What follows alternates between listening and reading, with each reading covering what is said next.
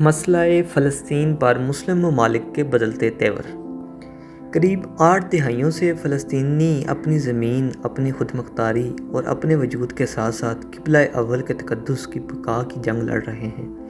اب تک وسائل اور پابندی ضروریات کے فقدان کے باوجود یہ فلسطینی اس لیے اسرائیلی توپ و ٹینک کے سامنے نہتے ڈٹ جاتے ہیں کیونکہ ان کو مسلم ممالک کا جذباتی تعاون مل رہا تھا۔ غزہ پٹی کی سرزمین معصوم فلسطینیوں نے اپنے خون سے سیراب کر دی ہے، لیکن اسرائیلی طاقتوں کے سامنے گھٹنے نہیں ٹیکے۔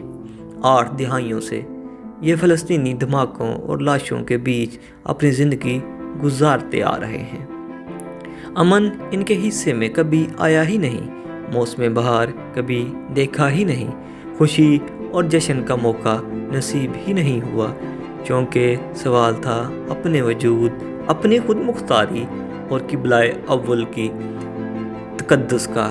معمولی آبادی پر مشتمل فلسطینیوں کو اپنے دشمن اسرائیل کے سامنے جس انداز میں ڈٹ کر سامنا کرنے کی ضرورت تھی، اس سے کہیں زیادہ زبردست انداز میں اسرائیل کا مقابلہ کیا، اور اس بات سے انکار نہیں کیا جا سکتا کہ عرب ممالک نے اس لڑائی میں فلسطینیوں کی مدد کی۔ ان کی آزاد اور خود مختار ریاست کی ایک خواب کو شرمندہ تعبیر کرنے کے لیے اسرائیل سے جنگ مول لی۔ سن 2005 میں لبنان اور اسرائیل کی جنگ اس کے ثبوت کے لیے کافی ہے۔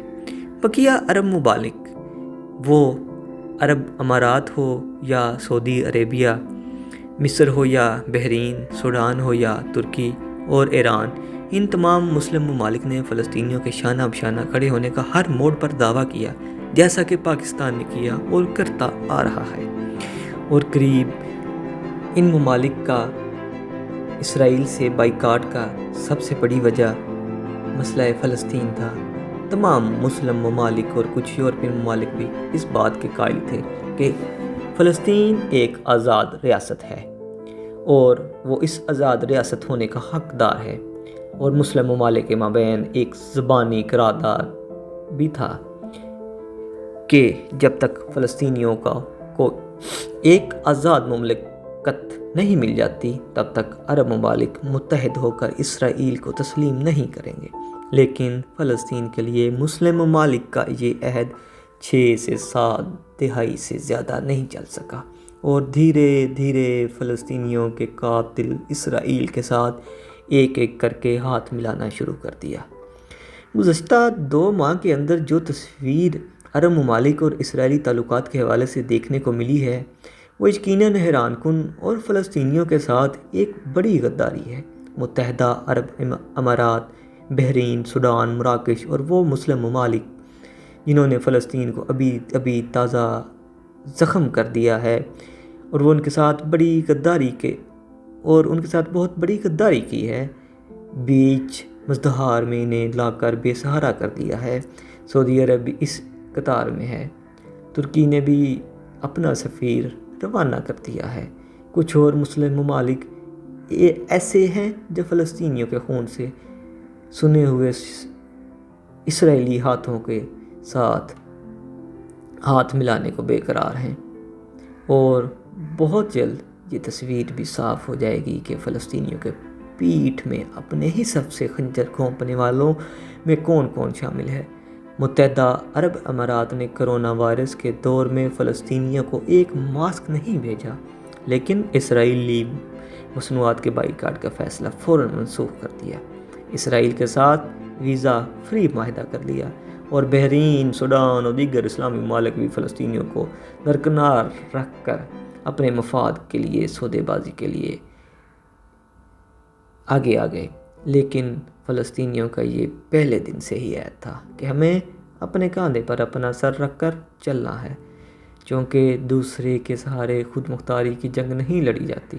آج بھی فلسطینی اسرائیلی درندوں کے سامنے ڈٹے ہوئے ہیں، جبکہ دوسری جانب اسرائیلی وزیر اعظم ان عرب ممالک کو اپنے جال میں پھنسا کر فلسطینیوں کی زندگی کو مزید اجیرن بنانے کا روڈ میپ تیار کر رہا ہے، اور اس میں سب سے پہلا نشانہ ہے مشرقی یروشلم، جہاں اسرائیل اپنا دبدبا قائم کرنا چاہتا ہے۔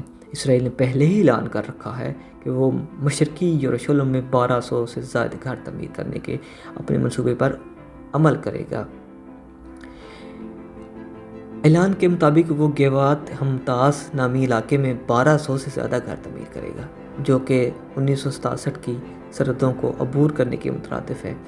اسرائیل کا کہنا ہے کہ یروشلم کا نواحی علاقہ جو مشرقی یروشلم، جبکہ فلسطینیوں کا کہنا ہے کہ یہ ایک ایسے علاقے میں یہودی آبادکاری ہوگی جہاں پر اسرائیل نے سن 1967 میں قبضہ کیا تھا۔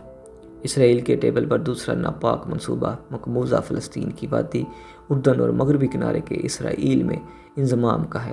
عرب ممالک سے رشتے بحال ہونے کے ماحول میں اسرائیل نے فی الحال اس کو ٹھنڈے بستے میں ضرور رکھا ہوا ہے، لیکن اسرائیلی وزیر اعظم نے صاف کہہ دیا تھا کہ وہ متحدہ عرب امارات کے ساتھ معاہدے کے حصے کے طور پر مقبوضہ مغربی کنارے کے الحاق میں تاخیر پر راضی ہوئے ہیں، لیکن منصوبہ ابھی بھی زیر غور ہے۔ اسرائیلی حکومت کا کہنا ہے کہ امریکی صدر ڈونلڈ ٹرمپ کے ساتھ معاہدے میں مغربی کنارے کے ساتھ الحاق کے منصوبوں کو مؤخر کیا تھا، لیکن وہ اپنی سرزمین پر حقوق سے کبھی دستبردار نہیں ہوئے اور نہ ہوں گے، اور یہ ابھی بھی زیر غور ہے، چونکہ اسرائیل کو یہ معلوم ہے کہ اگر وہ ایسا کرنے میں کامیاب ہوئے تو پھر فلسطینیوں کی آزاد ریاست کے خواب کو ہمیشہ کے لیے دفن کرنے میں کامیابی مل جائے گی، اور اسرائیلیوں کا جو خواب گریٹر اسرائیل کا ہے وہ شرمندہ تعبیر ہو جائے گا، جبکہ دنیا مانتی ہے کہ اسرائیل کی اس حرکت سے مشرق وسطیٰ کا امن غارت ہو جائے گا۔ اقوام متحدہ کی ہائی کمشنر برائے انسانی حقوق مشیل بیچلے نے کہہ دیا ہے کہ انضمام کا اسرائیلی منصوبہ نہ صرف اسرائیل اور فلسطین کے لیے بلکہ پورے علاقے کے لیے تباہ کن ثابت ہوگا، اور اس سے دو ملکی حل کے امکانات معدوم ہو جائیں گے۔ ان کا ماننا ہے کہ مغربی کنارے کے مقبوضہ علاقوں کو اسرائیل میں شامل کرنا ایک انتہائی خطرناک عمل ہوگا۔ اس پر عمل درآمد سے اسرائیل، فلسطین اور پورے علاقے کا امن خطرے میں پڑ جائے گا۔ مشیل نے یہاں تک کہہ دیا کہ یہ انضمام غیر قانونی ہے۔ مقبوضہ فلسطینی علاقے کے انضمام کی کوئی بھی کوشش انسانی حقوق کی صورتحال کو مزید خراب کر دے گی۔ ویسے ہی ایسے علاقے میں کشیدگی کی وجہ سے گزشتہ 2 عشروں میں انسانی حقوق کی خاصی خلاف ورزیاں ہوتی آ رہی ہیں، اور اب اگر اسرائیل مزید ایسی حرکت کرتا ہے تو پھر خطے کا امن پوری طرح غارت ہو جائے گا۔ لیکن ان تمام باتوں میں اوپر اٹھ کر اگر دیکھیں تو ایک بڑا سوال یہ پیدا ہوتا ہے کہ کیا عرب ممالک کا اسرائیل کے ساتھ رشتے بحال کرنا فلسطینیوں کے ساتھ غداری اور دھوکہ نہیں ہے؟ کیا عرب ممالک فلسطینیوں کے قاتل کا ہاتھ مضبوط کرنے والا کام اب نہیں کر رہے؟ اسرائیل بڑی تیزی اور چالاکی کے ساتھ عرب ممالک کے ساتھ ڈیل کر رہا ہے۔ معاشی مورچے پر اسرائیل اس انداز میں ڈیل کرنے کی کوشش کر رہا ہے کہ آگے چل کر اسرائیل کے ہاتھ میں ہاں ملانا ان ممالک کی مجبوری ہو جائے، لیکن ان ممالک کو شاید ابھی ایسا لگ رہا ہے کہ وہ اسرائیل کے ساتھ رشتے بحال کر کے اسرائیل کو ہی باندھ رہے ہیں اور آزاد فلسطینی ریاست کے قیام کے لیے اسرائیل کو مجبور کر دیں گے۔ یہ ایک ایسا خواب ہے جس کو بے ہوشی کے عالم میں عرب ممالک دیکھ رہے ہیں۔ اسرائیل کے شاطرانہ چال کسی سے مخفی نہیں ہے۔ اسرائیل کے لیے فلسطین نہیں، اسرائیل اہم ہے، اور اس کے لیے ایک مدت تک عرب ممالک سے تعلقی کے باوجود بہت زیادہ نقصان نہیں اٹھانا پڑا، تو پھر اب کیا اسرائیل فلسطین کے معاملے پر گھٹنے ٹیک دے گا؟ اسرائیل کی ترجیحات میں دنیا کے ساتھ معاشی مقابلہ نہیں بلکہ گریٹر اسرائیل منصوبے کو عملی جامہ پہنانا ہے، اور اس کے لیے وہ طرح طرح کے حربے استعمال کر رہا ہے جس کا شکار اب یہ عرب ممالک ہونے لگے ہیں۔ لیکن سوال تو ان مسلم ممالک سے پوچھا جانا چاہیے کہ اگر یہی سب کرنا تھا تو اتنے دنوں تک اس فلسطینیوں کو جھوٹی تسلی کیوں دے رہے تھے؟